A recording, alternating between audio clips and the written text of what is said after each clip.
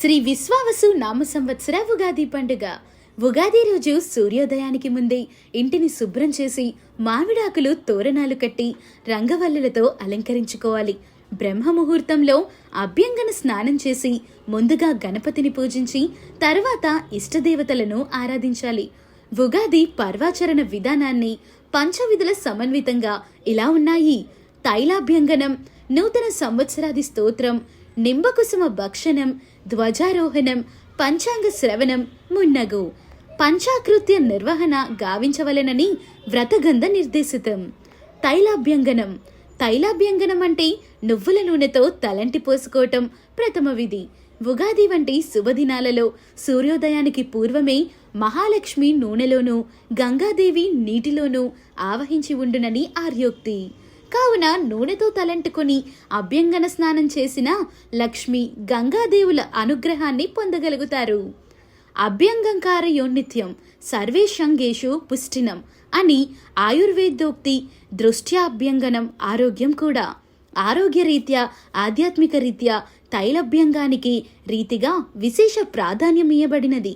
అభ్యంగ స్నానానంతరం సూర్యునికి ఆర్ఘ్యదీపధూపాది పుణ్యకాలానుష్ఠానం ఆచరించిన పిదప మామిడి ఆకుల తోరణాలతో పూల తోరణాలతో దేవుని గదిలో మంటపాన్ని నిర్మించి అందు నూతన సంవత్సర పంచాంగాన్ని, సంవత్సరాది దేవతను ఇష్టదేవతారాధనతో పాటు పూజించి ఉగాది ప్రసాదాన్ని నివేదించవలెను.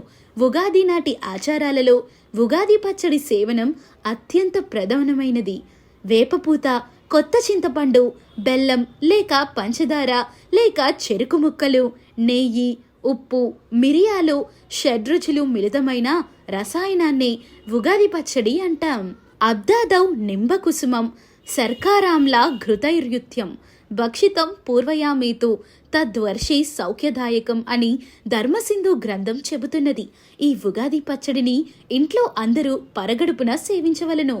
ఉగాది నాడు ఉగాది పచ్చడి సేవించటం వల్ల సంవత్సరమంతా సౌఖ్యదాయకమని ఈ శ్లోకభావం.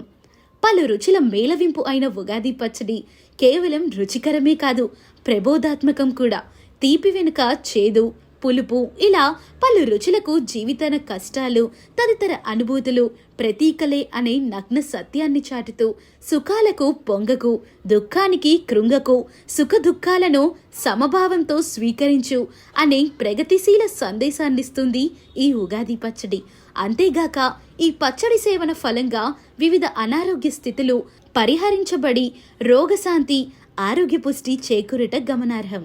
ఉగాది నాడు ఇంద్రధ్వజ, బ్రహ్మధ్వజ ప్రతిష్టాపన ఆచారంగా ఉన్నది.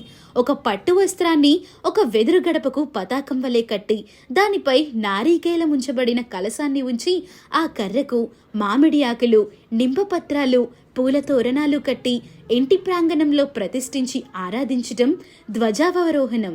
ఇటీవల ఈ ఆచారాలకు చాలా వరకు కనుమరుగై దాని స్థానంలో కలశ స్థాపన, పూర్ణకుంభదానం ఆచరణలోకి వచ్చింది. యథాశక్తి రాగి, వెండి, పంచలోహం లేదా మట్టితో చేసిన కొత్త కుండను కలశంలా చేసి రంగులతో అలంకరించి అందులో పంచవల్లవాలు, సుగంధ చందనం కలిపి పుష్పాక్షతలు వేసి ఆవాహనం చేసి పూజించి కలశానికి ఒక నూతన వస్త్రాన్ని చుట్టి కలశంపై పసుపు, కుంకుమ, చందనం, పసుపు దారాలతో అలంకరించిన కొబ్బరి బోండం నుంచి పూజించి పురోహితునకు గాని గురుతుల్యులకు గాని పూర్ణకుంభదానమిచ్చి వారి ఆశీస్సులు పొందటం వల్ల సంవత్సరం పొడవునా విశేష ఫలితం లభిస్తుందని ప్రతీతి. తిథి, వార, నక్షత్ర, యోగ, కరణముల నడి పంచ అంగాల సమన్వితం పంచాంగం. ఉగాది నాడు దేవాలయంలో గాని గ్రామ కూడలి ప్రదేశాల్లో గాని పండితుల, సిద్ధాంతుల సమక్షంలో కుందాయ ఫలాలు స్థూలంగా తెలుసుకుని తదనుగుణంగా సంవత్సరం పొడవునా నడుచుకున్నటకు నాడే అంకురార్పణం గావించవలనని చెప్పబడి ఉన్నది.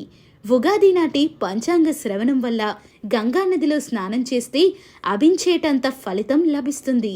ఉగాది నాడు పంచాంగ శ్రవణం చేసేవారికి సూర్యుడు శౌర్యాన్ని, చంద్రుడు ఇంద్ర సమాన వైభవాన్ని, కుచుడు శుభాన్ని, శని ఐశ్వర్యాన్ని, రాహువు బాహుబలాన్ని, కేతువు కులాధిక్యతను, కలుగజేస్తారని చెప్పబడినది. బ్రహ్మప్రలయం పూర్తి అయిన తరువాత తిరిగి సృష్టి ప్రారంభించు సమయాన్ని బ్రహ్మకల్పం అంటారు.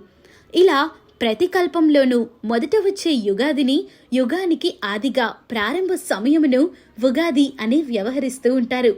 అలాగనే ఈ ఉగాది పర్వదినం మనకు చైత్రమాసంలో ప్రారంభం అవటం వల్ల ఆ రోజు నుండి మన తెలుగు సంవత్సర ఆరంభ దినగా పరిగణించి లెక్కించుటకు వీలుగా ఉండేందుకే ఉగాది పండుగను మనకు ఋషి పుంగవులు ఏర్పాటు చేశారు.